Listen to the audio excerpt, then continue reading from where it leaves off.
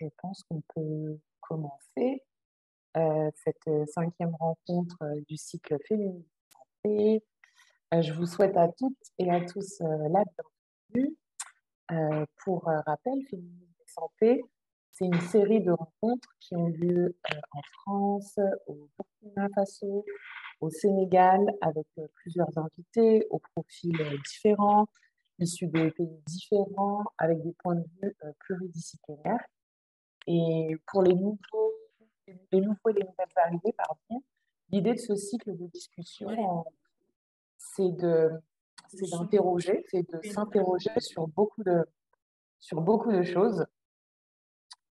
Et dans les conversations précédentes, en fait, on a pu voir comment le patriarcat influence les conceptions, pratiques médicales, mais aussi comment les pathologies pouvaient être impactées par les déterminants sociaux de la santé, dont le genre.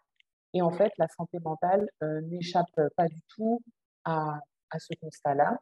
C'est pour cette raison que ce soir, avec nous, pour cette cinquième rencontre, qui s'annonce riche, on a deux intervenantes de qualité.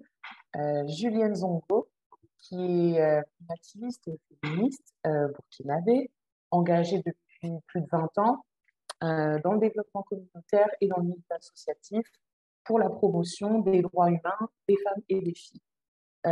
Julienne, c'est la présidente du conseil d'administration de l'association Sœurs pour Sœurs, Ton la Tabac, qui œuvre pour les droits des femmes et des filles qui souffrent de maladies mentales au Burkina Faso. Et aux côtés de Julienne, on a Stella Tiendré de Longo, qui est psychologue et sexologue basée à Paris. Et Stella porte une approche intersectionnelle en prenant en compte le vécu qui est lié à l'identité de chacun et chacune de ses patientes. Elle est engagée dans des causes féministes et antiracistes, et notamment pour un meilleur suivi psychologique des personnes noires, racisées et afrodescendantes. Donc avant peut-être d'entrer dans le vif du sujet avec nos deux intervenantes, je vais juste vous partager un petit rappel euh, des, des règles, pardon. C'est quelques informations pratiques. Donc, les micros doivent rester fermés. L'événement est enregistré et on est sur 45 minutes d'échange qui seront suivis de 45 minutes de questions-réponses. Et vous pourrez bien entendu poser vos questions dans le chat auquel Stella et Julienne répondront à l'issue de l'échange. Vous pouvez également suivre le live tweet de la discussion sur le compte Twitter d'Equipop, qui est, si je ne dis pas de bêtises, @Equipop ONG. Et vous pouvez même retrouver un challenge en story Instagram avec le même identifiant @Equipop ONG.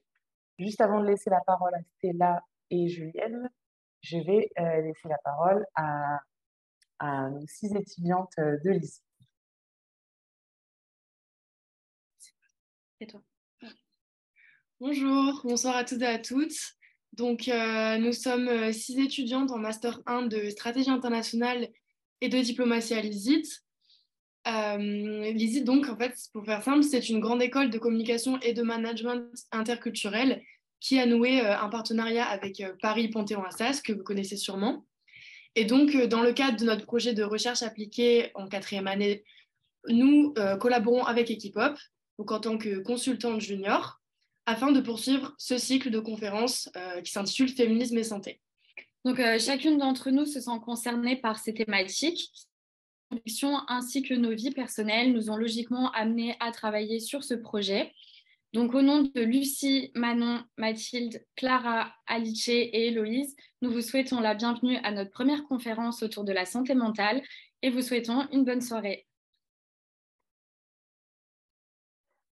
Merci à vous. Du coup, Julienne et Stella, la première question que je vais avoir, elle va s'adresser à toutes les deux. En fait, ce qu'on va faire là tout au long de cette discussion, c'est qu'à partir de vos propres expériences, qu'elles soient militantes ou dans le cadre de ton travail de psychologue, on va un peu essayer d'explorer les enjeux que peuvent soulever le fait d'avoir une approche féministe de la santé mentale, pardon, mais aussi les éclairages euh, que le féminisme peut apporter pour une meilleure prise en charge des femmes et des minorités en France comme au Burkina Faso. Donc, en quoi le féminisme traverse ou imprègne vos engagements, qu'ils soient professionnels ou militants?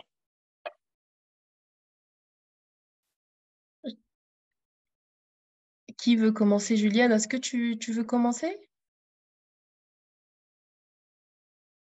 Alors, je pense que ton micro est coupé. Alors, je vais commencer le temps, peut-être que le micro... Alors, du coup, moi, je suis... Juliane, je vais commencer, du coup. Oui, tout à fait. Vas-y, il y a pas de... Super. Du coup, moi, je suis psychologue. Le truc, c'est que je suis une psychologue qui est noire. Je pense que ça se voit. Donc, je suis un peu tombée dans, obligatoirement, j'ai envie de dire, dans tout ce qui était féminisme et intersectionnalité. Pas parce que je voulais ou pas parce que j'y ai pensé avant, pendant que je faisais mes études, mais vraiment parce que les problématiques que m'amenaient les personnes que j'accompagnais, euh, étaient dessus. C'est-à-dire que je me suis confrontée au tout début, les premières personnes que j'ai pu accompagner avaient des problématiques que je ne retrouvais pas forcément dans les livres de psycho que j'avais pu étudier avant. C'était des problématiques plus sociétales, on va dire parfois. C'était des femmes, on va dire, qui seraient peut-être jamais venues dans un cabinet de psychologie s'il n'y avait pas eu de patriarcat, s'il n'y avait pas eu de violence, s'il n'y avait pas eu, enfin, si elles n'étaient pas dans un monde qui les oppressait autant. Donc, c'est comme ça que j'ai petit à petit dû sortir parfois de certains cadres, notamment, j'avais envie de vous parler de quelque chose dont on nous parle beaucoup en psycho, qui est la neutralité bienveillante. C'est comme l'empathie, c'est comme beaucoup de principes que finalement on nous apprend à être en fac de psychologie. On nous demande d'être neutre, on nous demande d'être bienveillante, on nous demande d'être, de pas juger, etc. Et en fait, moi, je me suis rendu compte que c'était hyper difficile de rester neutre et de ne pas juger certains comportements, notamment des comportements de violence, ou de rester avec une écoute très, très neutre, normalement, même si c'est oui, oui, madame, oui, c'est vrai que c'est dur, oui, oui, oui, mais en même temps, voilà, c'est quelque chose de très, on n'a pas d'avis à donner. Or, finalement, ce que je remarquais, c'est que plus je m'éduquais et plus j'écoutais majoritairement des femmes au début, elles avaient des problématiques. En fait, il fallait que quelqu'un leur dise que c'est pas normal, que ce qu'elles vivent, ce n'est pas normal. Et même humainement, on est obligé de rentrer dans leur vie et de dire, en fait, ce que, par exemple, votre mari vous fait ou ce qu'on vous dit là, c'est pas normal. Ce que vous venez de vivre, ça s'appelle du racisme. En fait, ce que vous n'êtes pas folle, je dis avec beaucoup de guillemets parce que c'est un mot qui est beaucoup utilisé, dont on a très peur. On a tous et toutes pas envie d'être folle, alors que c'est absolument pas une insulte d'être folle. Donc, on reviendra peut-être sur ce mot si vous avez des questions, mais en tout cas, les gens avaient peur d'être folle. Et elle me disait, mais c'est moi ou il y a un problème, qu'est-ce qui se passe? Je ne suis pas bien, normalement j'ai tout. Enfin, il y avait une déconstruction, une conscientisation que ce qu'elle vivait, c'était de la violence. Donc, en fait, c'est comme ça un peu que ma pratique s'est transformée et que j'ai été obligée de m'éduquer aux violences, j'ai été obligée de m'éduquer au racisme et pour leur dire, en fait, c'est pas normal. J'ai cherché dans un bouquin, en fait, ce que vous dites, ça s'appelle une microagression. Ce que vous dites, c'est juste que votre mari, ce que vous vivez, c'est de la violence économique. Ce que vous vivez, c'est une violence conjugale. Euh, donc voilà, c'est comme ça que je suis un peu arrivée et qu'aujourd'hui, ma pratique, on pourrait dire qu'elle est engagée parce que je me permets je me permets de dire aux personnes avec une écoute active que ce qu'elles vivent n'est pas normal. Et donc, je me positionne. C'est vraiment dans un positionnement anti-violence ou anti-oppression qu'on peut dire que je me mets en mouvement contre ces oppressions et donc, voilà, un mouvement féministe. Merci. Pour ma part, moi, je dirais simplement que le féminisme est venu à moi tout simplement parce que, d'abord, le milieu. je suis ici d'un milieu où, de par l'éducation, de par les idées que je recevais, le statut de femme était un fardeau. Un fardeau où on est femme et on est un être inférieur. On est femme, on doit accepter de subir. On est femme, on doit se plier aux décisions de la société, à tout ce que la société nous imposait. Et très tôt, j'ai compris qu'il y a quelque chose qui n'allait pas. Pourquoi, en tant que petite fille, petit garçon, il y a des différences déjà. À la petite fille, on imposait certaines règles, on la faisait subir certaines situations et pas des moindres. Et très tôt, on a compris qu'il y avait une société dans laquelle la femme n'avait pas vent au chapitre. La femme devait accepter et subir. Et très tôt, nous avons compris avec d'autres personnes que non, il y a une situation qui n'est pas des plus normales et que cette situation, si elle perdurait, allait amener la frange féminine, voilà, des familles, des communautés à subir toute une vie des règles, des normes qui n'étaient pas en fait des situations justes. Et d'où avec d'autres personnes, nous avons déjà commencé à dire qu'il faut que ces situations changent. Et les aînés nous ont dévancés dans cette cause-là pour dire qu'il y a des idées reçues qu'il fallait déconstruire. Déconstruire pour amener les jeunes que nous étions à ne plus accepter de subir certaines violences, certaines injustices, certaines inégalités au nom de notre statut de femme. Et c'est là que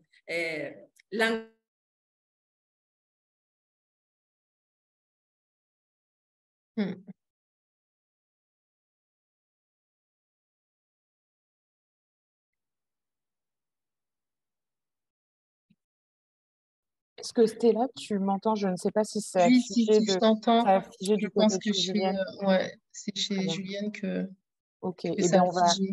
Ouais, ben je lui poserai, parce que j'avais une question pour elle, je la Ouais, lui poserai dès qu'elle sera ouais, de retour avec nous. Est-ce que exact. toi, de ton côté, tu peux nous expliquer de quelle manière, assez concrètement, tu intègres, par exemple, des principes féministes dans ta pratique de la psychologie? En quoi est-ce que ça va consister d'avoir une approche féministe avec tes patientes ou tes patients peut-être aussi? Non, mais j'ai de plus en plus d'hommes qui consultent et qui s'intéressent à leur propre santé euh, mentale. Et j'ai envie de dire que très concrètement, parce qu'il y a très peu de concret finalement dans une thérapie, hein, on le sait, c'est très nébuleux, c'est très, on ne sait pas vraiment voilà, ce qui s'y passe dans un cabinet, mais ça consiste principalement dans de la pédagogie, dans des questionnements directs qui vont faire prendre conscience aux personnes qu'on accompagne. Ah, Juliane est revenue. Qu'elles vivent des violences. Merci Stella. Julienne, on a été coupé. Je ne sais pas si tu avais fini. Est-ce que tu avais terminé ou est-ce que tu veux compléter peut-être? Il y a ton micro, Juliane, qui est coupé.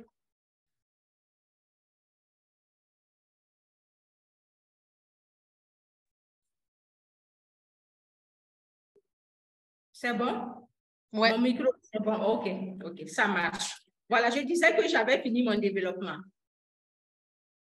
Merci Juliette. Moi, comme tu as fini, j'ai une question pour toi. J'aimerais que tu puisses nous dire un peu en quoi consiste le travail de l'association Sœurs pour Sœurs dans la défense des droits des femmes qui vivent avec des, euh, des, des- des maladies mentales. Ok, merci. Sur la question, je dirais que Sœurs pour Sœurs est une initiative qui est née parce que des initiatives que les femmes menaient et continuent de mener jusque-là pour leur bien-être, pour la défense de leurs droits et pour réclamer que justice et égalité soient faites. Il y a une certaine catégorie de ces femmes-là qui avaient complètement été oubliées et dont personne ne parle. Et c'est nos sœurs qui sont atteintes de troubles mentaux, qui malheureusement ne peuvent pas se défendre elles-mêmes et dont personne ne parle. D'où il fallait corriger cette injustice. Nous avons voulu, à Sœurs pour Sœurs, nous engager pour être les porte-voix de ces dames-là, lever le voile sur les préoccupations, leur vécu et mener des actions avec tout le monde pour améliorer leurs conditions de vie et puis aussi les faire prendre en compte et à égalité avec toutes leurs sœurs et toutes les jeunes filles dans leur globalité. Merci. Tu voulais ajouter quelque chose, Estella? Non, je trouve que c'est très vrai. J'ai l'impression que, peut-être qu'on va l'aborder tout à l'heure, mais que dans ce que Julienne dit, il y a beaucoup, ça me fait penser à toute la hiérarchisation dans la santé mentale. Et il y a des personnes qui sont plus vulnérables finalement que d'autres à cause de cette oppression sexiste et sexuelle finalement. Peut-être que tout à l'heure, on en parlera, mais moi, j'ai vraiment l'impression qu'il y a il y a une classification. Il y a des personnes qui sont plus privilégiées, qui ont des droits, qui ont des moyens de se défendre.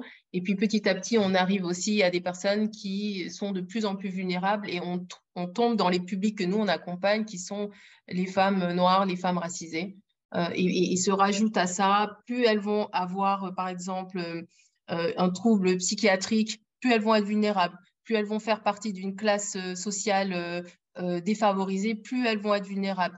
Plus elles vont... Voilà, il y a plein de caractéristiques qui se rajoutent, et c'est là où on tombe dans tout ce qui est intersectionnalité, et que c'est pour ça que rajouter ces connaissances-là, quand on accompagne ces personnes, c'est hyper important, ne serait-ce que pour les comprendre et leur expliquer, et du coup, trouver des solutions, des actions concrètes aussi. Ouais. En fait, on vit dans des sociétés qui sont très imprégnées de sexisme, de normes genrées. C'est ce qu'on a commencé un peu à évoquer, et qu'en plus de ces injonctions-là, les femmes, notamment celles que tu peux recevoir, vont être victimes de violences sexistes, de violences sexuelles dans les différents espaces dans lesquels elles vont évoluer. Et du coup, moi, ma question, c'était quel est le poids, en fait, quel est le poids du patriarcat sur la santé mentale des femmes, et de quelle manière vous le traduisez, toi sur la prise en charge, par exemple, que tu peux avoir de tes patientes. Alors, c'est une grande question, j'avoue. C'est une question qui peut être on peut répondre à cette question de tellement de manières différentes, mais c'est vrai que le patriarcat, déjà, on l'imagine comme quelque chose de très flou. On voit le P, en fait, c'est quelque chose, finalement, on pense que c'est juste un truc d'un homme qui a du pouvoir sur tous les autres. En fait, c'est un peu plus complexe que ça. Le patriarcat, c'est encore une fois cette classification de personnes qui ont du pouvoir. Généralement, c'est un homme blanc, il faut le dire, qui a le pouvoir aujourd'hui, on va dire, sur la planète Terre. Et ensuite, il y a tous les autres, en fait, petit à petit, avec plus ou moins de privilèges et plus ou moins d'oppression subie.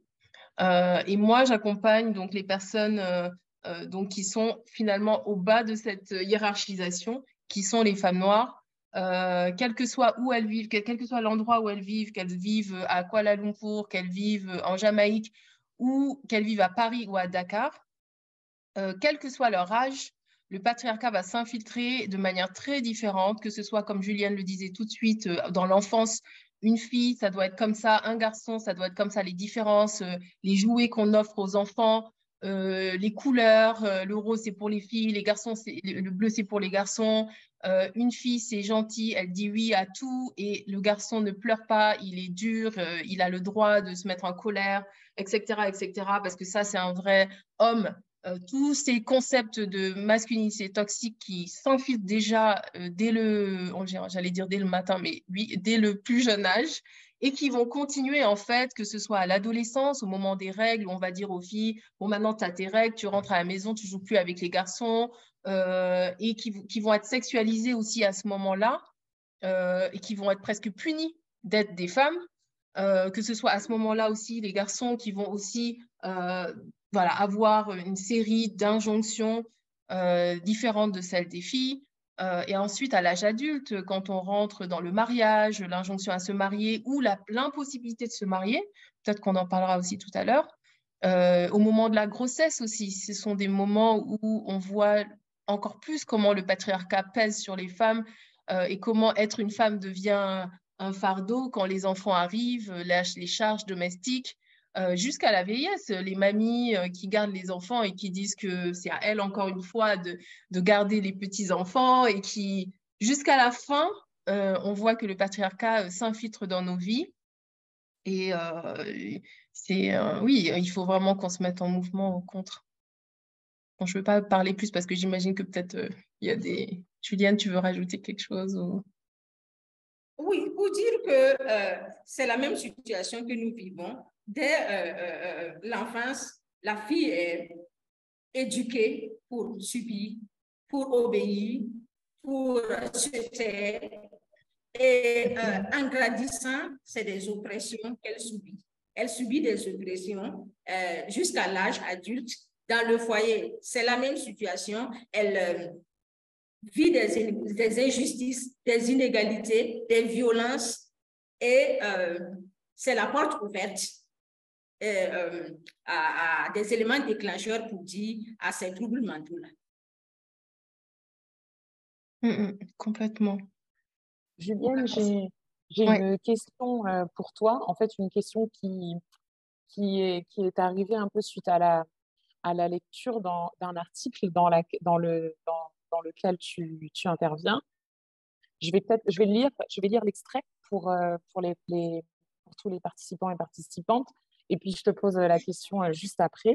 Donc, dans un article du journal Le Monde qui est paru en octobre dernier, tu disais, dans notre société, les femmes doivent supporter le poids de la tradition. Elles peuvent se retrouver accusées de sorcellerie ou d'être responsables de drames comme le décès de leur mari ou de leur bébé. Puis elles se retrouvent seules. Il est urgent que la société les reconnaisse enfin. Tout le monde peut être touché un jour. Donc ma question, c'est la suivante. En fait, c'est quelle est la place que la société burkinabé, elle accorde aux femmes qui souffrent de problèmes de santé mentale en termes de droits, en termes de respect de leurs droits humains.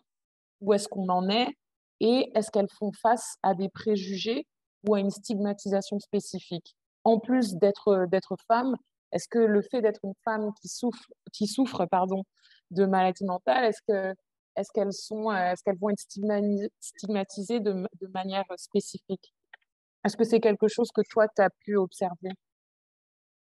Je dirais qu'au Burkina Faso, être femme déjà, c'est se battre pour trouver sa place. C'est se battre pour faire prendre en compte ses droits. Et les femmes aujourd'hui se sont organisées et le font si bien, il y a des acquis. Il faut reconnaître que ce n'est pas demain la veille, il y a un long chemin à faire, mais il y a beaucoup d'acquis qui fait qu'aujourd'hui, nous pouvons dire qu'il y a eu des avancées. En ce qui concerne la femme handicapée mentale, c'est tout le contraire.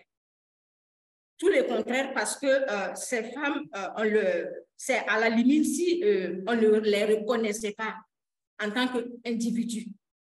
Parce qu'une fois qu'elles sont dans la maladie mentale, elles sont oubliées, et d'abord par leur famille, par leur communauté et partant de toute la société. C'est des femmes qui sont mises carrément au banc de la société parce que considérées, entre guillemets, comme des déchets humains. ça veut dire qu'on ne leur reconnaît plus aucun droit parce que ne servant plus, étant peut-être plus des personnes humaines. Pour dire que même au sein de cette moitié de femmes-là, ces femmes-là aussi ne sont plus reconnues en tant que telles.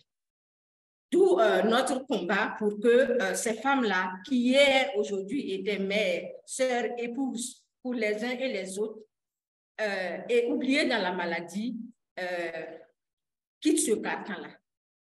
Quittent ce carcan parce que quand vous avez l'opportunité de rencontrer ces femmes et de discuter avec elles, vous vous rendez compte qu'il suffit de très peu de choses pour ramener ces femmes-là à leur situation d'antan.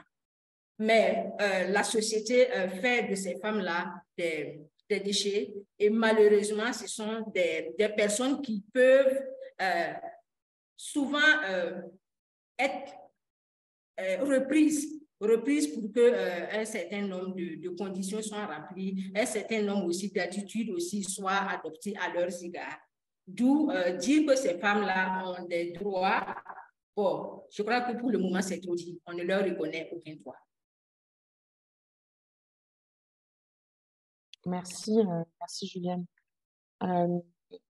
Stella, tout à l'heure, tu mentionnais le fait que quand on est une fille, que le passage, par exemple, à l'adolescence, notamment le moment des règles, ça marquait une espèce de forme de moment hyper... ouais, c'est un moment un peu bascule qui renforce même presque un peu les stéréotypes, les stéréotypes de genre, les injonctions. Moi, j'ai une question, c'est est-ce que tu penses qu'il y a un lien entre les droits sexuels et reproductifs et la santé mentale? Est-ce qu'on peut faire un lien entre les deux? Alors, oui, clairement, je pense que déjà, je pense qu'il faut définir un peu ce que c'est les droits sexuels et reproductifs. Très simplement, c'est le fait que tout le monde, et surtout les femmes, aient le droit de choisir avec qui elles vont avoir un rapport sexuel, quand elles vont avoir un rapport sexuel, combien de fois elles vont l'avoir. Et c'est aussi le droit de choisir si on a envie de faire des enfants, combien d'enfants, à espacer de combien de temps, etc., etc. Donc, effectivement, si ces droits-là, comme Julienne le disait, sont niés pour une partie de la population, c'est clair que cette population, du coup, tout de suite est précarisée et vulnérabilisée et ne se sent pas, au même niveau. C'est des questions de liberté fondamentale, en fait, finalement, qui sont atteintes et qui donc atteint tous les jours la vie des femmes. Et après, il y a peut-être une différence entre une femme peut-être qui a une dépression, qu'elle soit diagnostiquée ou pas, et puis une femme qui va avoir un trouble, par exemple, je sais pas, schizophrénique ou un trouble psychiatrique ou encore autre, un handicap mental, où là, encore une fois, elle va être oppressée de manière très différente, que ce soit par de l'infantilisation, que ce soit par du validisme. Comme tu disais, Julienne, très bien, un retrait des droits. Et donc, oui, une fois qu'on retire des droits à une personne et qu'on ne lui donne pas le choix de ces choix qui sont fondamentaux dans sa sexualité, dans sa reproduction, on touche à son intégrité physique comme psychologique. Et le lien est tellement évident qu'il est difficile je pense, à définir. Et je pense même que c'est le cœur de la liberté et pourquoi on en est là aujourd'hui dans nos sociétés. Je pense que le jour où vraiment on laissera tranquille les droits de chaque personne sur cette planète, je pense qu'on aura beaucoup de paix. Julienne, j'ai une autre question pour toi. Est-ce que dans le travail que tu mènes avec l'association Sœurs pour Sœurs, est-ce que vous... En fait, ma question, c'est comment est-ce que les associations comme la tienne, elles s'organisent pour faire bouger un peu les mentalités autour de la santé mentale dans la société? Et est-ce que c'est quelque chose que vous parvenez à faire? Est-ce que tu trouves que si tu devais poser là un obstacle, qu'est-ce que tu dirais? Est-ce que tu dirais que que vous êtes sur la bonne voie ou que ça reste encore un peu compliqué? Oui, merci beaucoup. Je dirais que c'est assez novateur ce qu'on fait parce que nous sommes la première structure de droits humains, du temps pour les droits humains, voilà, des femmes et des jeunes filles souffrant de maladies mentales. Et je dirais que nous avons commencé ce travail-là par une étude que nous avons voulu pour faire un état des lieux. C'est une étude qualitative qui nous a permis d'avoir une situation de référence, d'avoir aussi une meilleure appréciation de l'ampleur, voilà, de cette problématique et au finish d'avoir des recommandations qui vont nous guider dans la mise en place d'une feuille de route. Nous avons certes trouvé sur le terrain des associations qui faisaient de la prise en charge directe. Et nous sommes en collaboration avec ces associations pour que dans la mise en œuvre des activités que nous allons dérouler, nous soyons sur plusieurs dimensions. Aujourd'hui, on ne peut pas parler des droits d'une femme ou d'une jeune fille pendant que cette personne-là a faim, pendant que cette personne n'a pas le minimum. Le minimum. Et nous avons voulu aussi, de par aussi nos actions, sensibiliser, donner l'information vraie. Parce que nos attitudes, notre comportement envers la maladie mentale et toutes les personnes qui en souffrent sont fonction des idées que nous avons reçues. Et très souvent, les idées que nous avons reçues en lien avec ça sont des idées erronées. Il faut commencer par changer cette façon de voir la maladie mentale, voir aussi toutes les personnes qui en souffrent. Et petit à petit, les comportements pourront changer vis-à-vis de ces personnes-là. Et quand on porte des personnes en considération, automatiquement, on change de comportement et on essaie de comprendre pourquoi la personne en est arrivée là et comment on arrive à aider ces personnes-là. Et en lien avec ça, nous avons un film qui va bientôt sortir, qui trace le vécu de ces femmes-là et leur parcours sur le plan des soins et comment, avec les structures, elles essaient aussi de se réinsérer dans la société. Donc, l'un dans l'autre, nous essayons. C'est nouveau aussi avec nous, mais nous avons osé et c'est les premiers pas que nous faisons et nous estimons que déjà, nous sommes dans la bonne dynamique. Oui. Et est-ce que justement dans ces premiers pas que vous faites, est-ce qu'il vous arrive de travailler avec des mouvements féministes? Parce que j'ai l'impression que ce soit au Burkina comme en France, il y a une société civile féministe qui est quand même pas mal dynamique. Donc est-ce que toi, Julienne, tu travailles avec des mouvements féministes au Burkina et est-ce que toi, Stella, tu fais de même en France?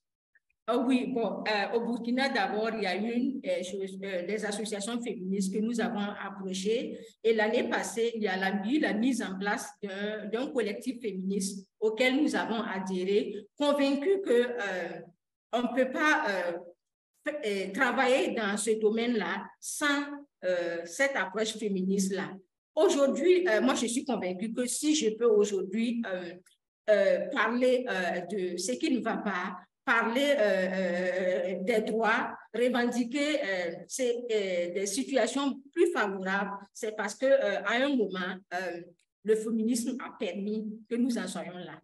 Et avec ce féminisme-là aussi, en côtoyant et en travaillant en étroite collaboration avec ce collectif féministe, nous allons avoir des réponses à bon nombre de situations qui vont résoudre beaucoup de situations de maladies mentales chez nous aussi.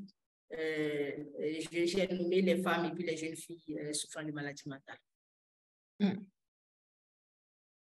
Je ne pourrais pas mieux dire que Julienne sur la question de l'interconnexion et du réseau, que ça va ensemble et que ce n'est pas possible et qu'aujourd'hui, nous, dans nos pratiques de psychologie, On peut pas, en tout cas pour moi aujourd'hui, au vu de l'état du monde et de la santé mentale des femmes, c'est important, c'est même primordial de pouvoir travailler avec des concepts, avec des collectifs féministes, même si parfois ils peinent eux aussi et elles aussi à émerger. Il y en a de plus en plus, il y en a en France, il y en a, voilà, il y en a je pense que dès qu'une personne de toute façon se met en mouvement contre une oppression, moi je considère qu'elle fait du féminisme, qu'elle soit dans un collectif ou qu'elle soit vendeuse dans un marché. Pour moi, c'est vraiment la même chose. Et oui, je pense qu'on ne peut pas faire sans et qu'aujourd'hui, moi, ce sont des figures comme Amandine Gay, grâce à son film, et je pense que le support de films, de documentaires, de documenter la santé mentale comme vous allez le faire, Juliette, et une des choses les plus importantes, notamment le film de Amandine Gay qui s'appelle Ouvrir la voie, ça parle plus peut-être des femmes noires en France, donc des femmes qui vivent en majorité blanche, mais il y a aussi des collectifs comme Moissy, qui est le premier collectif afroféministe en France. Il y a d'autres personnes comme Marie Da Silva, qui a beaucoup travaillé dans tout ce qui est femmes noires. Voilà, et franchement, je pourrais pas tous les citer. Il y a même le collectif Psy Noir qui essaye de faire des choses partout dans le monde, que ce soit sur le continent, notamment en Afrique de l'Ouest, mais que ce soit aussi en France. Et on peine malgré tout, mais voilà, on avance quand même. Mais c'est deux choses qui vont ensemble. Je pense qu'aujourd'hui, une psy qui accompagne des personnes vulnérabilisées ne peut pas faire l'économie du mouvement féministe. C'est impossible. C'est pas... Tout à fait. Je suis entièrement d'accord avec toi, Stella. Tu parlais justement, Stella, du film d'Amandine Gay qui s'appelle Ouvrir la voie. Et je trouvais peut-être intéressant de revenir avec toi un peu sur pourquoi c'est important d'avoir une approche féministe intersectionnelle de la santé mentale. Si on prend par exemple l'exemple des femmes noires, il y a un cliché parmi tant d'autres qui a la peau plutôt dure, c'est que c'est des femmes qui souffrent pas, ou en tout cas qui ont les épaules assez solides et le dos large, en tout cas pour encaisser tout ce qui peut leur tomber dessus. Et du coup, ma question, c'était dans quelle mesure tu penses que le racisme, les microagressions ou encore la charge raciale viennent impacter de façon supplémentaire la santé mentale des femmes noires? Oui, c'est une excellente question. Je pense que les femmes noires aujourd'hui combattent des stéréotypes, que ce soit le stéréotype de la femme forte, mais il y en a bien d'autres. On peut parler du stéréotype de la femme sexuelle, de la femme qui ne sait pas dire non, de la femme... franchement, j'en passe. Mais je pense que tous les jours, les femmes noires essayent de prouver parfois qu'elles ne sont pas ces stéréotypes et ce que ça les épuise et que c'est une forme de charge mentale. Je pense aussi que la question des émotions et pourquoi aussi on est validiste et pourquoi on a honte. On veut pas être folle, on a honte de pleurer quand ça va pas, on a tendance à dire que ça va de toute façon. On le fait tous, hein. Moi la première, je suis la première quand ça va pas à dire oui ça va, je suis juste un peu fatiguée mais ça va. Et je pense que l'effacement de nos émotions vient du fait qu'à la base des bases, et je veux même pas remonter jusqu'à l'esclavage mais je vais le faire, tant pis, c'est qu'à un moment pour exploiter des personnes, il faut leur prouver qu'elles sont pas humaines. Pour pouvoir gommer une partie de la population, il faut les convaincre qu'elles n'ont pas d'émotions, il faut les convaincre qu'elles ne sont pas humaines. Et ce qui nous différencie des animaux, c'est quand même notre conscience, c'est quand même notre psyché, ce sont nos émotions. Donc à partir du moment où on nous a convaincus en ne nous mettant pas dans les films, en nous maltraitant, en nous traitant mal et en nous montrant qu'on méritait que ça, eh ben, on a intériorisé que nous aussi, on n'avait pas d'émotions et qu'on n'avait pas droit à ces émotions, qu'on n'avait pas droit à en parler, qu'on n'avait pas droit à être triste, à avoir peur. Ça fait très honte, hein. Quelqu'un qui dit « Oh non, non, j'ai peur », tout de suite, on va lui dire « Mais pourquoi tu as peur? La vie est belle. » Tant qu'on n'a pas une tête coupée, ça va. Il y a un relativisme tel pour les personnes noires et partout, intracommunautaire comme externe à la communauté, ou une personne, par exemple, qui a des idées suicidaires, ça c'est très honteux dans nos communautés. Quelqu'un qui dit que peut-être il a envie de mourir, tout de suite on va lui dire mais comment ça, la vie est belle, comment tu peux dire ça, tu devrais avoir honte. On va empirer la situation alors que c'est un vrai trouble mental, c'est un vrai symptôme, au même titre qu'on va avoir le nez qui coule ou on va avoir un problème au foie, avoir des idées suicidaires, c'est un symptôme comme un autre. Et je pense que tout ça fait partie, tout ce qu'on nous a mis dans la tête sur le fait qu'on n'avait pas d'émotion et qu'on n'y avait pas droit et que c'était pas bien, contribue au fait qu'aujourd'hui, on va vouloir aussi montrer qu'effectivement, on est forte parce qu'on a toujours été valorisé à travers cette force. Et je vais dire le mot que tout le monde adore, sauf moi, la résilience. Alors moi, la résilience, c'est un concept qui me fatigue. Pour moi, la résilience en psycho, c'est quelque chose qui doit durer 5 minutes. On a un tsunami, c'est quelque chose de ponctuel dans le cerveau. Le cerveau ne devrait pas être en résilience tout le temps. C'est épuisant, c'est pas normal d'être. C'est comme si vous teniez une boîte comme ça toute votre vie. C'est pas. À un moment, il y a une fatigue. Donc la résilience, normalement, on devrait dire, ben, elle a été résiliente sur un événement ou sur une journée ou merci, tu as tenu sur 1 heure. Nous, on est résiliente sur toute la vie, sur des générations et des générations. Aujourd'hui, je pense qu'on est fatigué. Les femmes noires sont épuisées, en tout cas celles que j'accompagne. Quand je vois des articles qui sont faits, et c'est normal, hein, dans nos sociétés, il y a même des mots dans chaque société qui dit « Oh, une femme, elle supporte ». Le concept de supporter, par exemple, au Sénégal, on va dire « elle mougne ». Le concept de mougne, le concept de supporter quelque chose, on va nous valoriser, on va nous dire « Ah, c'est bien, toi, tu es une femme qui supporte ». Vraiment, tu es restée avec ton mari toutes ces années. Franchement, je t'admire parce que tu as supporté cet homme-là. Et ça, ce sont des choses qu'on a acquis et on se dit qu'une bonne femme, c'est une femme qui supporte. Et donc, ça nous demande de mettre de côté nos émotions.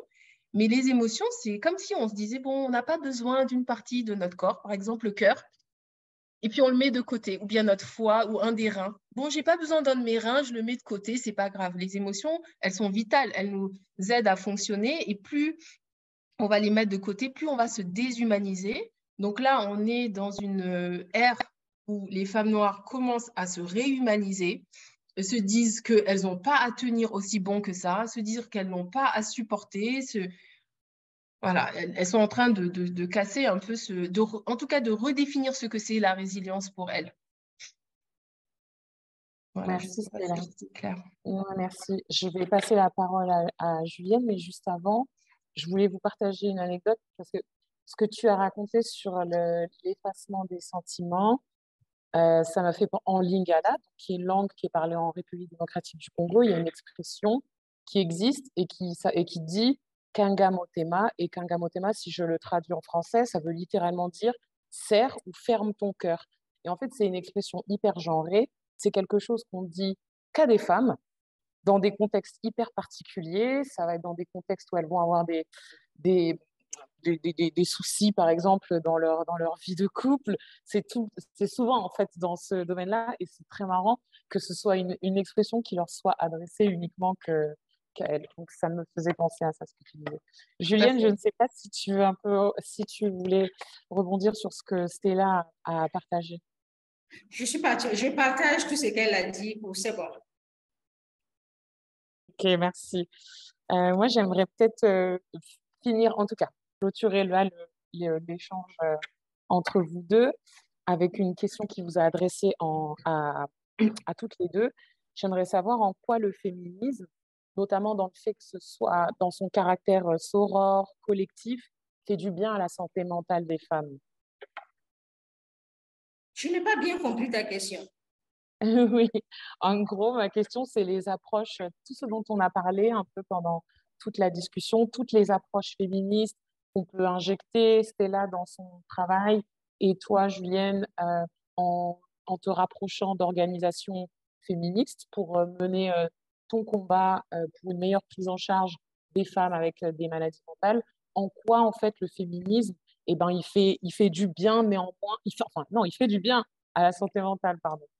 En quoi est-ce que ça peut, en quoi est-ce que ça peut contribuer à être mieux, un peu mieux dans sa tête? Aujourd'hui, on dit, je vais dire que la santé mentale, c'est d'abord un bien-être.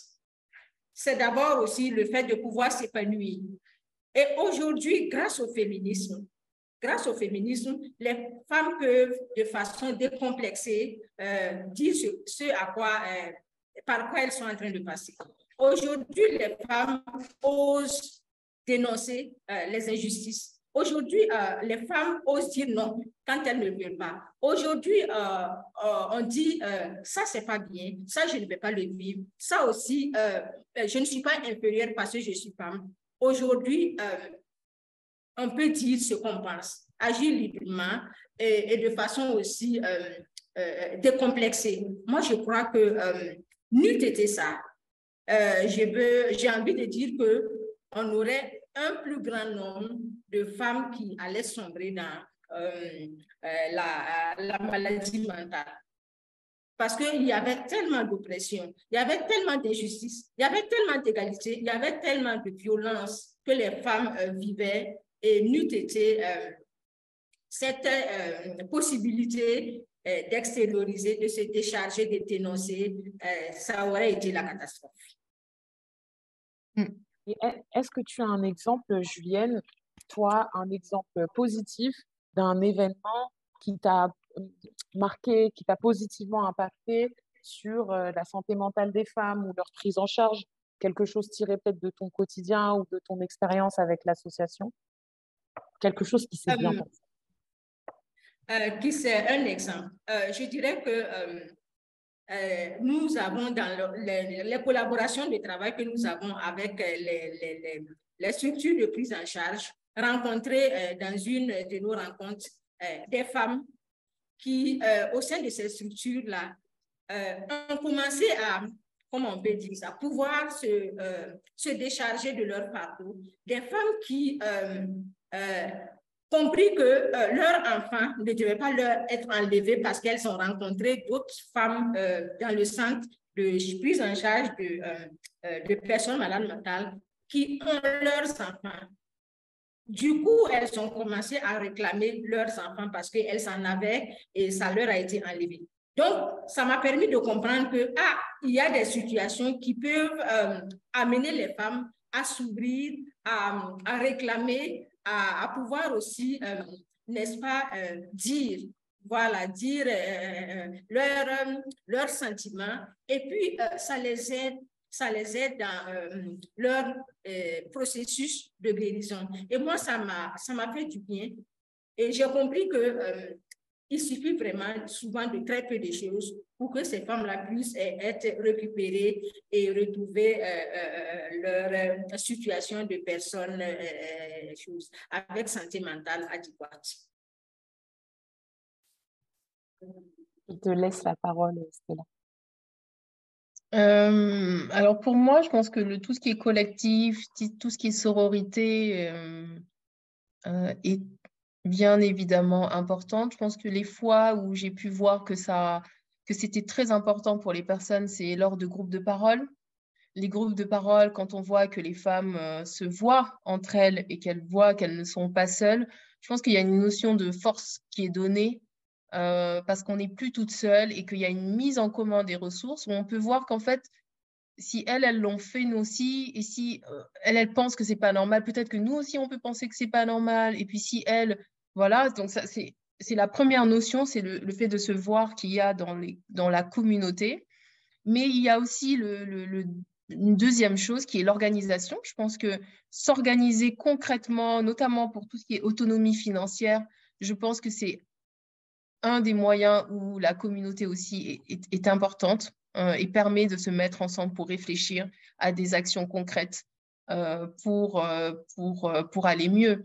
Depuis la nuit des temps, finalement, on voit qu'il y a aussi une injustice dans le fait de se constituer comme collectif. Par exemple, on voit aujourd'hui en France presque une chasse aux collectifs et aux femmes noires qui essayent de se regrouper ensemble.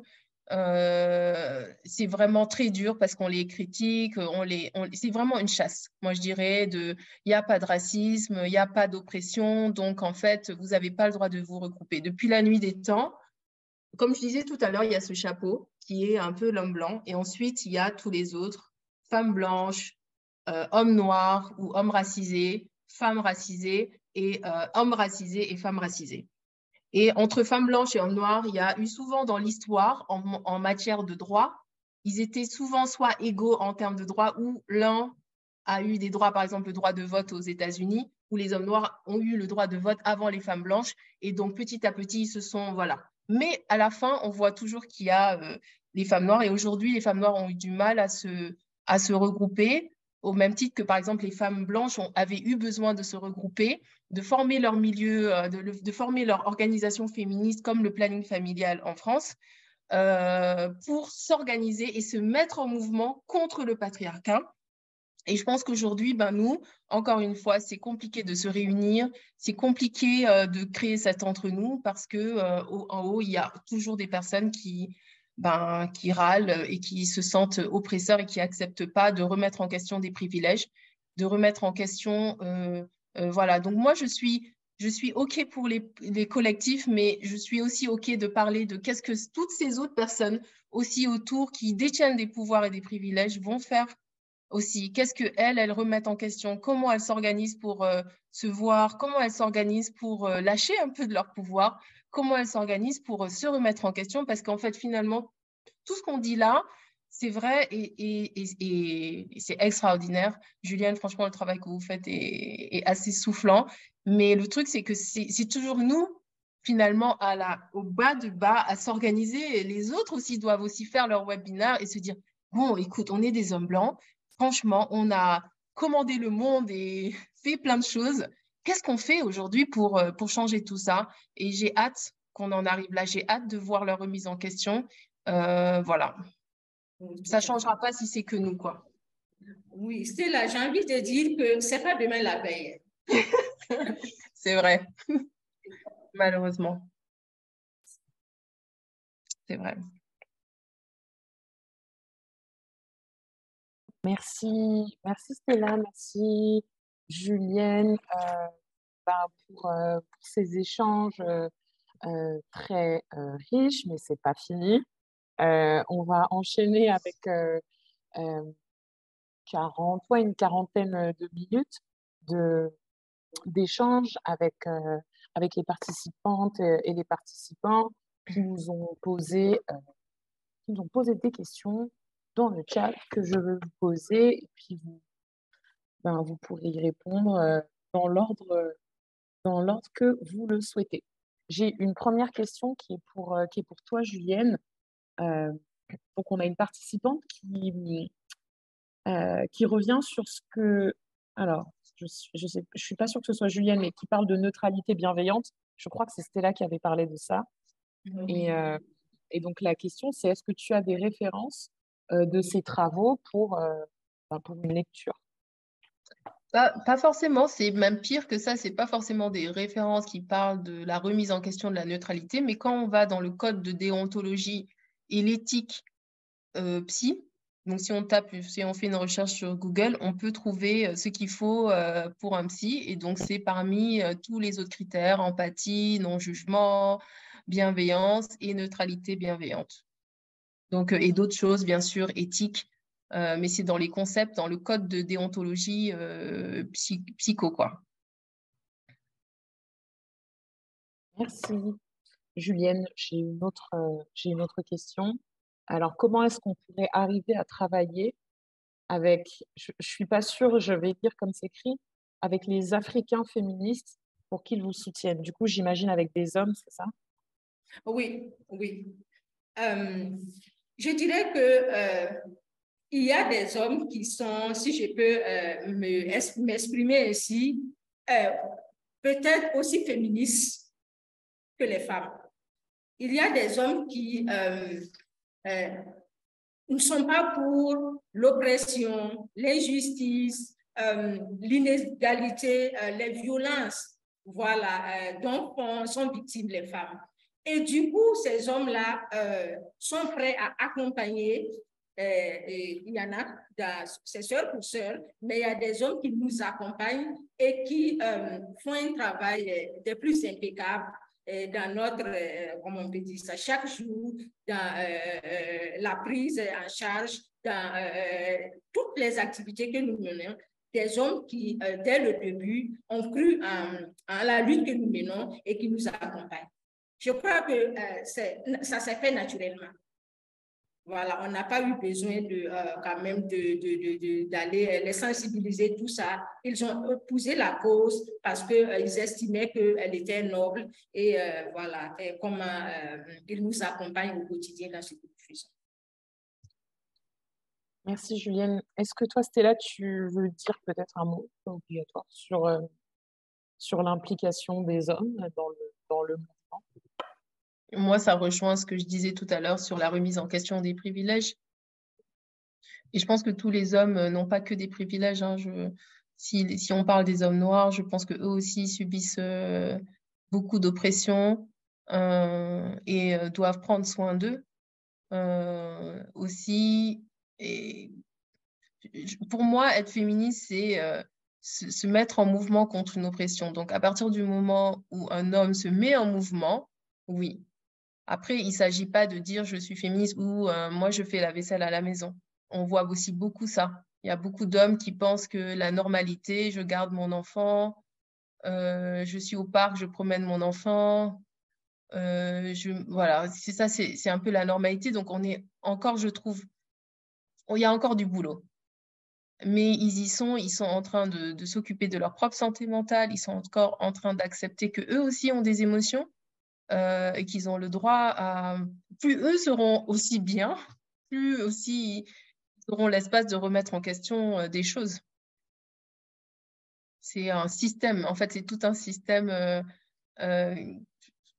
qu'il faut voilà, aller refaire, en fait. Ouais. Il y a peut-être une question par laquelle que j'aurais dû vous poser en premier, qui est, pourriez-vous, s'il vous plaît, rappeler brièvement ce que l'on entend par santé mentale? C'est une question difficile. Je pense que pendant longtemps, si je reprends les définitions de l'OMS, comme pour la santé physique, c'était l'absence de maladie, etc., etc. Aujourd'hui, on n'est plus du tout dans ça. On est dans, pour moi, une personne qui a une santé mentale, une bonne santé mentale, c'est une personne à qui on laisse le choix, qui a le choix de sa vie. Donc, ça appelle à des notions de liberté et qui a accès aussi à une vie de joie. C'est peut-être bizarre de mettre ce concept-là maintenant, mais je pense que c'est une des émotions vitales pour la survie de l'espèce humaine. Et donc, des personnes qui ont accès à la joie, des personnes qui ont accès au choix. Si on reprend les droits à la santé sexuelle et reproductive, ce sont des personnes qui ont accès à ça. Et je dirais même plus loin, ce sont aussi des personnes qui ont droit à la vie affective et sexuelle, parce que ça, on n'en parle pas beaucoup. Mais on est encore dans une vision de la santé mentale ou de la santé comme quelque chose d'encore très physique. Et je pense qu'il faut dépasser ça. C'est même l'accès juste à l'amour, par exemple, l'accès à la paix, à des notions comme ça. Et je pense à la liberté, au choix de faire partie d'une communauté, un peu comme être un citoyen et une citoyenne qui a un impact aussi, qui a le droit d'exister. Déjà, je pense que c'est bien. Merci Stella. Julienne, il y a plusieurs, en fait, il y a pas mal de questions un peu sur le contexte législatif au Burkina Faso. Il y a une participante qui demande, est-ce qu'il faut faire évoluer la loi au Burkina Faso pour mieux protéger les femmes et les filles qui vivent avec des maladies mentales? Et elle demande quelle est la solution. Oui, je dirais que c'est un travail qui est en train d'être mené. Aujourd'hui, il y a sur le plan législatif des lois sur les femmes et sur la santé mentale pour dire qu'on est d'abord femme, on est d'abord jeune fille avant de souffrir de troubles mentaux. Et ces lois-là, on dirait qu'elles prennent en compte, voilà, dans leur globalité, les femmes et puis aussi la maladie mentale, pour ce qui est des lois en lien avec la maladie mentale. Mais c'est comme j'aime à le dire, il faut que par des plaidoyers, nous puissions amener nos décideurs à prendre en compte la spécificité, voilà, de la femme dans sa maladie mentale. Et une des lacunes ressorties dans l'étude que nous avons commanditée, il n'y a pas de statistiques en lien avec le nombre de femmes malades mentales au Burkina Faso. Et pour tout ce qui concerne les soins aussi, on ne fait pas la spécificité entre un homme malade mental et une femme malade mentale. C'est des prises en charge globaux. Et pour dire que là, il y a un travail de plaidoyer que nous nous apprêtons à faire avec l'ensemble des acteurs qui interviennent dans le domaine de la santé mentale pour que les femmes et les jeunes filles victimes mentales soient prises en compte de façon spécifique. Sinon, on va passer encore à côté de tout ce qui est prévu pour tout le monde et qui réellement ne prend pas en compte les femmes dans certaines diversités. D'accord, merci beaucoup. Et est-ce qu'il y a une autre question qui est liée cette fois-ci à la prise en charge, et qui demande qu'est-ce qui est mis en place en ce moment, enfin, qu'est-ce qu'il existe au Burkina Faso sur la prise en charge des soins liés à la santé mentale des femmes et des filles? Il n'y a pas de structure de prise en charge uniquement réservée aux femmes et aux jeunes filles uniquement. C'est des structures privées, c'est des initiatives privées de prise en charge, mais on y trouve et les femmes, et les jeunes filles, et les hommes. Pour dire qu'il n'y a pas de situations d'accompagnement spécifique pour les femmes et pour les jeunes filles. D'où la nécessité dans nos actions d'en appeler à arriver à une situation où la femme malade mentale, la jeune fille malade mentale est prise dans sa spécificité. Et c'est un travail de très longue haleine parce qu'aujourd'hui, les structures de prise en charge qui existent peinent aussi à répondre aux besoins en termes de capacité, de moyens et tout. Ils font déjà ce qu'ils peuvent et leur demander aussi de faire une spécificité, de prendre en compte réellement les femmes et les jeunes filles dans leur spécificité. Ce sera un peu comme demander au bon Dieu sa barbe. Donc, notre combat pour que les choses puissent changer du côté des femmes et des jeunes filles souffrant de maladies mentales parce qu'il n'y a pratiquement pas grand-chose qui est réservé pour cette cible-là. Merci, Julienne. J'ai une autre question qui est: que pensez-vous de la pathologisation des comportements qui seraient dits pas féminins des femmes, du genre colère, violence, le fait que les hôpitaux psychiatriques peuvent représenter pour les femmes, peuvent être en fait l'équivalent de ce que va être la prison pour les hommes? Je n'ai pas bien compris la question. Qu'est-ce que vous pensez du fait qu'on a tendance souvent à pathologiser des comportements qui vont être jugés pas féminins et refuser, par exemple, à des femmes d'être violentes ou d'être en colère, en mettant ça, si je peux utiliser l'expression, sur le compte de, un peu comme disait Stella tout à l'heure, mais peut-être dire qu'elle est folle à tort, parler d'hystérie assez rapidement, alors qu'on est peut-être face à quelqu'un qui ne présente pas forcément de troubles mentaux, mais juste quelqu'un qui est en colère et qui a peut-être des raisons de l'être. Peut-être je me reconnais dans peut-être cette question, parce que très souvent, on me renvoie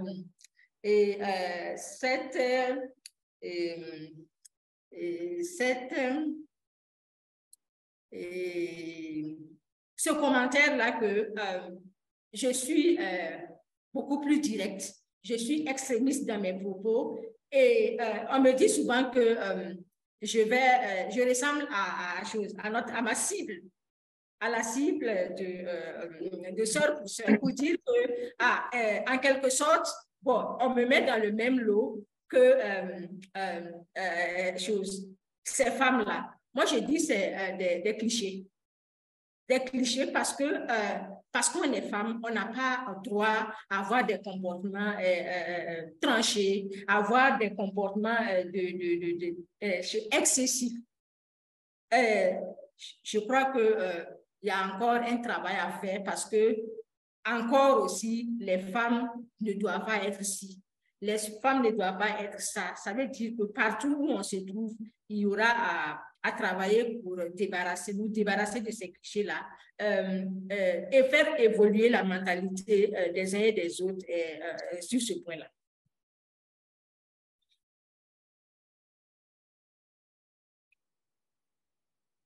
Est-ce que Stella, tu veux ajouter quelque chose? Je peux. Moi, je suis tout à fait d'accord avec Juliane. Juste, c'est ce que j'observe. Je ne sais pas comment ça se passe, mais j'imagine que c'est la même chose. Mais ici aussi, en France, on voit la même chose, hein. L'hystérie inventée par nos chers Freud et compagnie, c'est quelque chose qui nous colle encore et encore plus les femmes noires. On va juste dire non, je ne veux pas ça, ça y est, on est hystérique, on est en colère, on est agressive. Et ces stéréotypes-là, on les a tellement intériorisés, les équipes soignantes, dans les hôpitaux notamment, que quand on va arriver, quoi qu'on dise, je pense qu'on va être du coup mal traité dans le sens les prises en charge ou un retardement, c'est-à-dire on va être traité tardivement ou on va être mal diagnostiqué. Donc, on va passer à côté de beaucoup de pathologies, ce qui va entraîner une dégradation aussi de l'état de la santé mentale de la personne. Et c'est très grave. C'est très grave. C'est un peu comme le syndrome méditerranéen, notamment sur la douleur. Les femmes qui vont dans les hôpitaux, qui disent qu'elles ont mal et puis qu'on minimise leurs symptômes et on dit mais non, tu fais semblant. Et on se retrouve avec des drames sur les bras. C'est un peu ça. Donc, ça veut dire qu'il y a une éducation à faire dans les systèmes de santé. Partout dans le monde, que ce soit en France ou que ce soit, je sais pas, à Dakar ou quoi, il faut voilà. Mais je pense que c'est de plus en plus pris en charge. Mais oui, ça existe, cette question en tout cas du mauvais diagnostic ou de traiter les cas des femmes et notamment des femmes noires de manière erronée. Oui, ça existe réellement, c'est pour du vrai. Et généralement, quand moi, je reçois les femmes au cabinet, soit elles sont passées par des hôpitaux psychiatriques qui ne les ont pas bien diagnostiquées, ou bien on fait tout pour ne pas qu'elles repartent dans des hôpitaux psychiatriques parce qu'on sait que ça va être pire, ou bien elles ont des dépressions presque depuis 10 ans, 4 ans, ça dépend, mais elles ont tenu bon, elles fonctionnent quand même, mais ça ne veut pas dire qu'elles n'ont pas de dépression, ça ne veut pas dire qu'elles n'ont pas de troubles psychiatriques parfois, et elles arrivent au cabinet, mais pourtant elles ont cherché de l'aide avant, et les réponses étaient une surpathologisation ou vraiment une minimisation de leurs symptômes. Elles-mêmes, elles minimisent leurs symptômes parfois, donc en fait, entre les deux, on perd du temps parfois. On a encore un peu de temps, donc je vais continuer à enchaîner avec les questions. Comment on fait pour ne pas se laisser happer par des cultures familiales qui refusent la peine, qui prônent la pudeur? Comment dire quand ça ne va pas dans ces contextes? Je ne sais pas qui... La question, c'est est-ce que ça porte principalement sur la manière dont les familles vont accueillir les difficultés mentales de leurs enfants, notamment? C'est un peu ça, non? En tout cas, je l'entends comme ça. Et comment on parle de santé mentale et dire qu'on ne va pas bien dans des familles qui font tout pour aller bien. Bon, déjà, il y a beaucoup de choses. Il y a déjà la suprématie des parents. C'est-à-dire qu'il y a quand même ce respect des parents et dans nos cultures, il y a parfois ce truc de les enfants ont des droits et surtout des devoirs et les parents ont des droits et des devoirs et c'est très clair.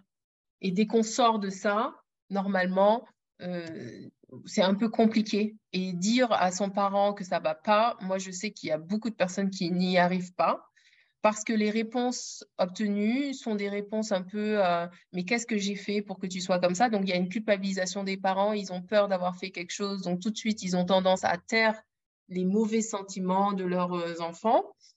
Ils ont honte aussi de que va-t-on dire si on dit que leurs enfants sont malades ou ont quelque chose qui ne va pas. Ça veut tout de suite, ça porte atteinte à leur propre intégrité, à leur propre réputation. Et plus on monte dans des classes, plus c'est important pour eux le que va-t-on dire, les apparences. Et ça blesse beaucoup les enfants. Beaucoup de personnes que j'accompagne ne disent pas à leurs parents, notamment qu'elles voient un psychologue, elles en ont très honte et elles savent que les réponses vont être très violentes. Moi, j'ai déjà eu des mamans qui m'appellent très agressivement en me demandant qu'est-ce qu'ils ont leurs enfants, pourquoi leurs enfants viennent me voir, que c'est pas la peine, qu'elles comprennent pas pourquoi il y a besoin d'aller parler de leurs problèmes de famille qui sont censés se régler en famille, mais qui vont se régler à une autre personne. J'ai déjà vu des papas qui ont un peu explosé lors de dîners de Noël et qui ont dit « Moi, je ne comprends pas pourquoi mes enfants vont chez la psy, c'est un échec. » Donc, ils le prennent très mal, ils le prennent vraiment comme quelque chose qui n'est pas… comme s'ils avaient échoué à quelque chose et ils ont très honte de ça. Et tant qu'on ne sortira pas de cette honte, ce sera plus difficile. Aujourd'hui, avec les réseaux sociaux, les personnes vont de plus en plus chez le psychologue, ça commence à se démocratiser. Les parents aussi, petit à petit, commencent à se dire que mais peut-être qu'eux aussi sont anxieux, peut-être qu'eux aussi ont des dépressions qui n'ont pas été diagnostiquées ou traitées. C'est pas parce qu'on va au travail tous les jours, qu'on rigole, qu'on fait tout ce qu'il faut qu'il n'y a pas quelque chose qui ne va pas. Donc oui, je pense que c'est difficile de parler parce que ça renvoie à un échec des parents et de leur éducation. Ils confondent un peu les deux, quoi. C'est comme si on les trahissait à aller raconter leurs histoires et leurs secrets de famille à une personne extérieure à la famille qui ne les connaît pas. Mais en fait, c'est vraiment faux parce que le peu de mamans que j'ai eues finalement au cabinet, elles sont restées, hein. Elles sont restées avec nous et finalement, c'était un espace qui était nécessaire pour elles aussi. Donc, plus elles vont le voir, mieux ce sera. Julienne, je t'ai vue hocher la tête pendant que Stella parlait. Est-ce que tu veux ajouter quelque chose? Oui, Stella l'a dit. En Afrique, au Burkina aussi, la santé et la maladie mentale constituent un sujet tabou. Un sujet tabou qui, à tout moment, on essaie d'abord de l'étouffer dans la famille parce qu'on n'a pas, on n'a pas envie qu'on dise que ton frère, ta soeur, ta mère est fou ou bien elle est folle. Et ça porte atteinte à l'image de la famille. Donc, on essaie de contenir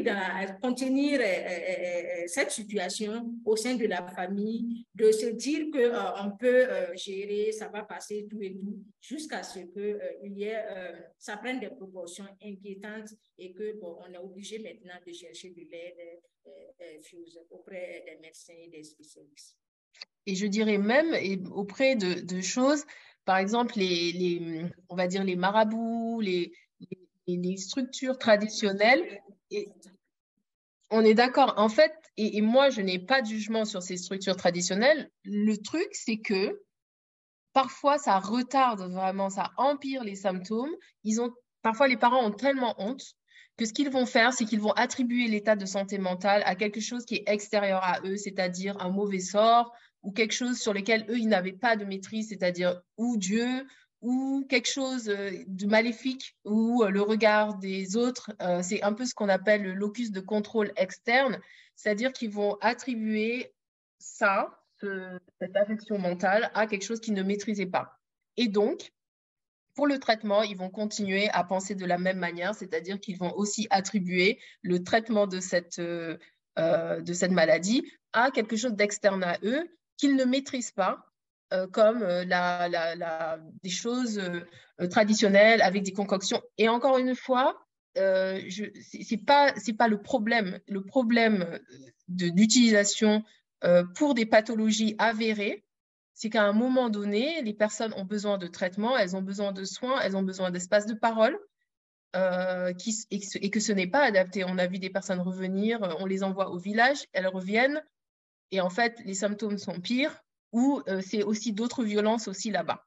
Je pense qu'avant, en tout cas, moi, je ne connais pas, malheureusement, le patriarcat et le racisme font qu'il y a beaucoup d'écrits et de pratiques traditionnelles qu'on a perdues, mais de ce qu'on m'a dit dans mes livres de psycho écrits par des personnes blanches, du coup, c'était qu'il y avait quand même des prises en charge traditionnelles, efficaces, bienveillantes, qui ont disparu petit à petit, mais que ça existait, que, par exemple, une femme qui avait une crise ou psychotique ou autre, soit prise en charge autour d'un groupe de femmes, par exemple, et qu'elle soit chouchoutée pendant un certain nombre de jours, qu'on lui donne à manger certaines choses, qu'elle soit peut-être coucounée d'une manière et que ça existait. Maintenant, on n'a plus de traces de ce qui existait. On a aussi des traces de pratiques très néfastes du type une personne qu'on va attacher à un arbre, qu'on va laisser pendant des jours pour voir si la maladie mentale voilà, s'échappe ou s'en va. Donc, on a les deux.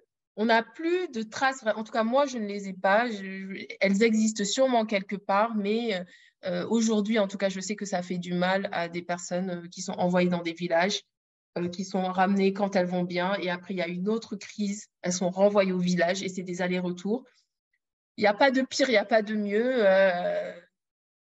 Voilà, c'est un peu comme ça que ça se passe.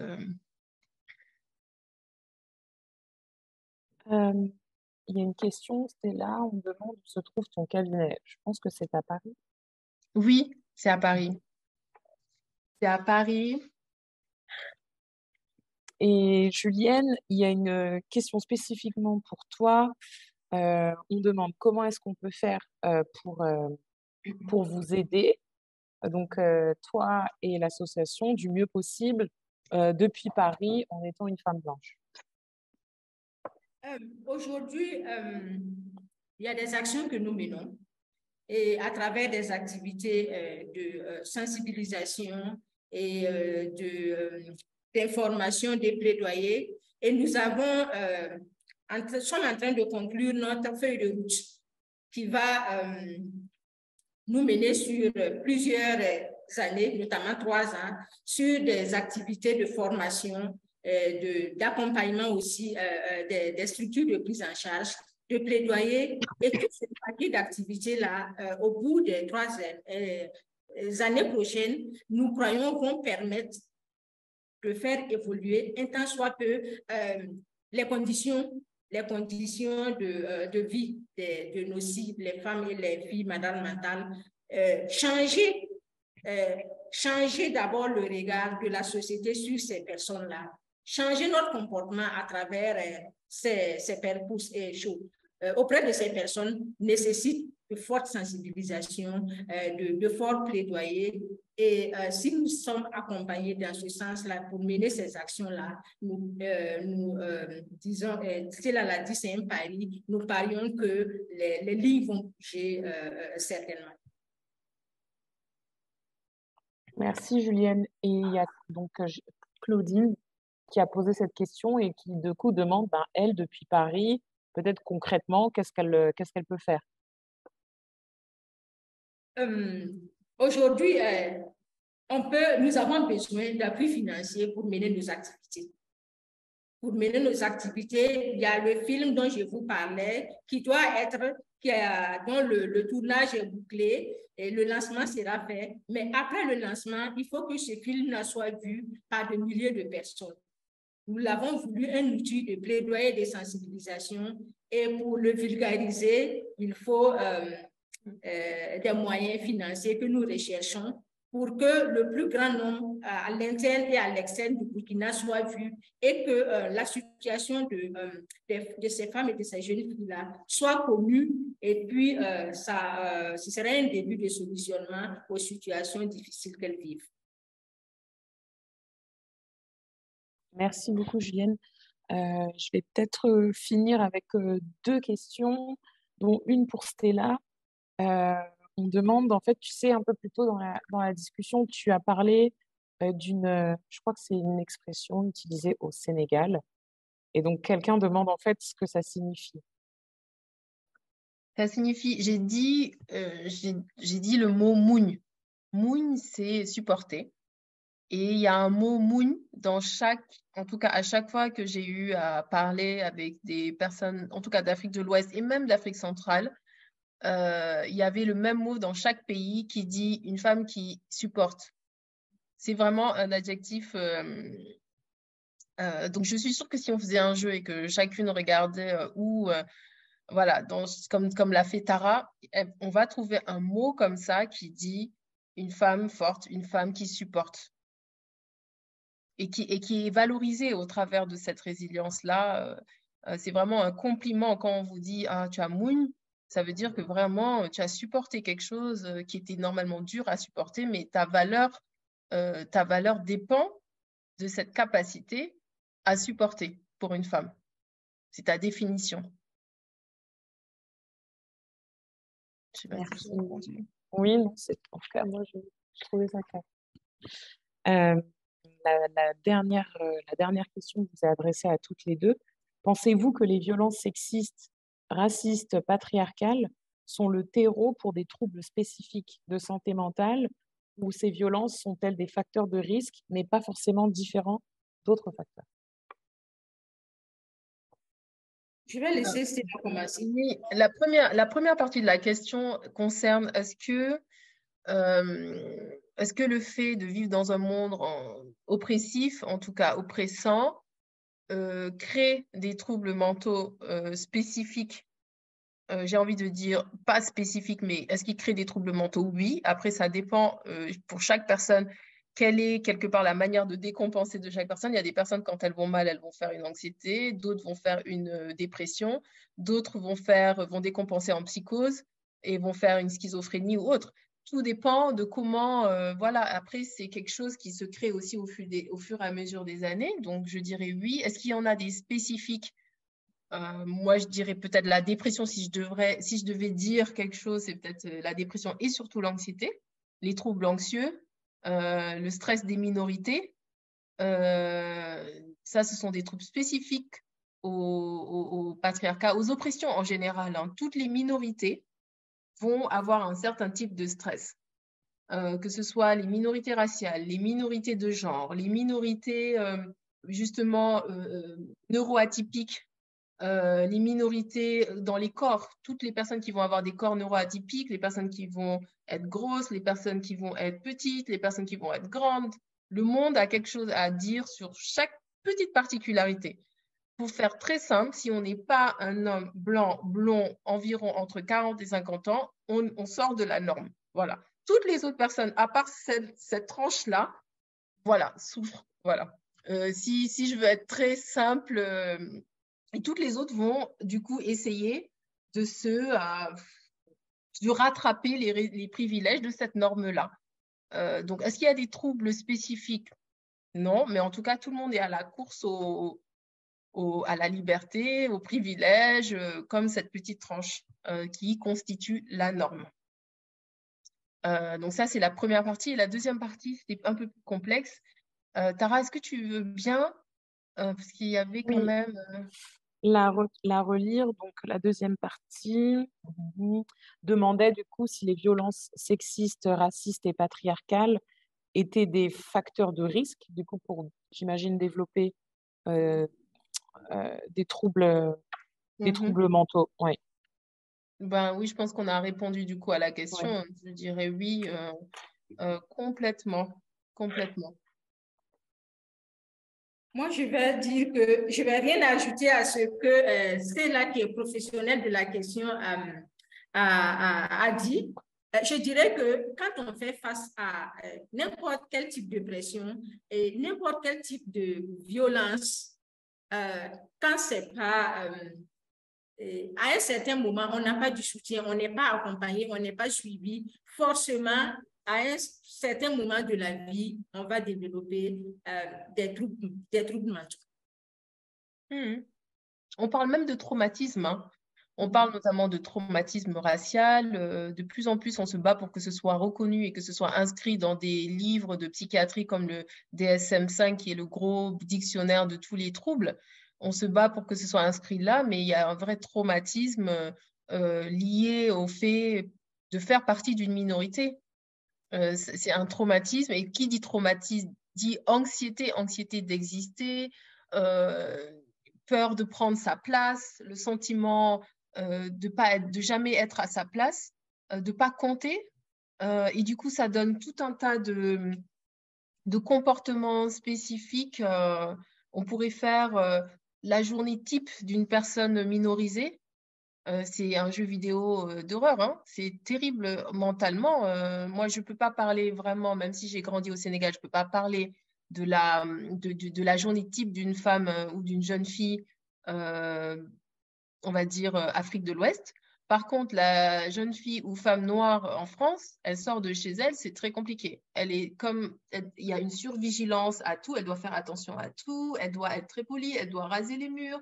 Acheter une bouteille d'eau pour une femme noire aujourd'hui, on ne se rend pas compte, mais c'est difficile. C'est bonjour madame, excusez-moi. Il y a beaucoup d'anxiété de bien être genre vraiment la femme parfaite, noire, à qui on ne pourra rien reprocher parce qu'on a peur des répercussions à partir du moment où on nous aura détecté, où on nous aura estampillé comme la femme noire, voilà, sans émotion. Donc c'est très dur, du matin jusqu'au soir, sortir, ça peut être difficile pour des minorités, que ce soit quelle que soit l'oppression qu'on subit. C'est un traumatisme, c'est une infraction dans le développement d'un cerveau, en fait. Quand on est enfant et qu'on se considère, qu'on nous force à nous poser des questions sur notre intégrité physique ou qu'on nous fait honte d'être quelqu'un, à partir de là, tout de suite, ça devient un traumatisme. Et surtout quand, comme tu disais très bien, Julienne, encore on peut avoir vécu des choses difficiles, mais le fait de n'avoir personne, jamais, sur un parcours de 35 ans, 40 ans, 50 ans, qui nous dit que ce qu'on a vécu, c'était pas normal, ou quelqu'un avec qui on parlait et qui nous dit jamais, jamais, jamais, en fait, tout ça, ça s'appelle comme ça. Et donc, on grandit avec des scénarios toute la vie, ben, l'épuisement, c'est un traumatisme, en fait.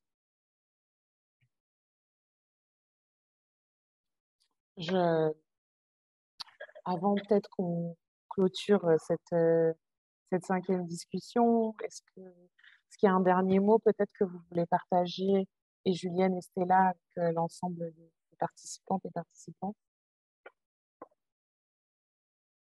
Moi, je dirais que j'ai été ravie de participer à cette rencontre et j'en ai beaucoup appris. J'en ai beaucoup appris sur la santé mentale et beaucoup d'aspects. Voilà, beaucoup d'aspects dont je ne pensais pas, beaucoup d'aspects, de situations qu'on vit et on croit qu'on est seul à les vivre, où il y a pas d'autres personnes qui vivent ces situations, alors qu'il y a pire. Ce soir, j'ai beaucoup appris et j'ai aussi pu partager aussi ce par quoi les femmes et les jeunes filles souffrant de maladies mentales vivent, par quoi elles passent. Et pour moi, ça a été hyper enrichissant. Ouais. Moi, je rejoins ce que tu dis, Julienne. J'ai été vraiment soulagée parce qu'on peut se sentir très seul quand on lutte contre une oppression. Quand on travaille dans la santé mentale, les psys sont seuls un peu dans les cabinets, surtout les psys noirs. La dernière fois, je voyais un chiffre qui dit qu'on n'est que 4% de psychologues noirs dans le monde, et qui n'est pas du tout représentatif en fait de la population noire. On devrait avoir autant de psychologues différents, en tout cas, quel que soit d'où on vient, ça devrait être représentatif des populations. Or, aujourd'hui, ça se voit, si on n'est que 4% dans le monde, ça veut bien dire que la santé mentale des personnes noires n'est absolument pas importante pour la Terre. Et en fait, ça me fait beaucoup de bien de voir que des personnes s'intéressent spécifiquement à ça.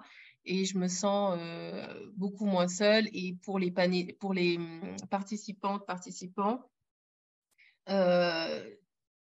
je pense que quand on s'inscrit à ce genre de conférences ou de conversations, c'est parce qu'il y a quelque chose Donc, j'invite tout le monde à une santé mentale, moi, tout le monde. Donc, je vous invite vraiment à considérer votre santé mentale comme existante au moins. Genre, vraiment, vous avez des vraies émotions et à partir du moment où vous avez des émotions, donc, vous avez le droit à en parler. Vous avez le droit à les utiliser au quotidien.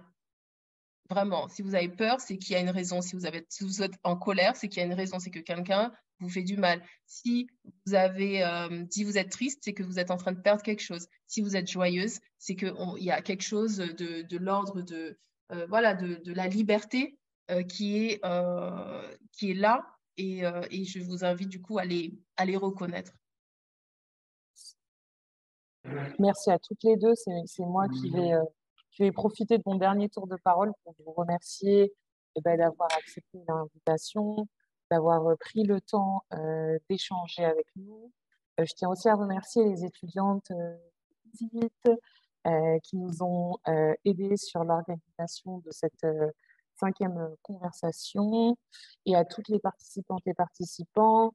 Il me semble que vous pouvez retrouver pas mal de contenu lié à cette conversation sur les réseaux sociaux d'Equipop, que ce soit sur Instagram, sur Twitter également. Donc encore un grand merci.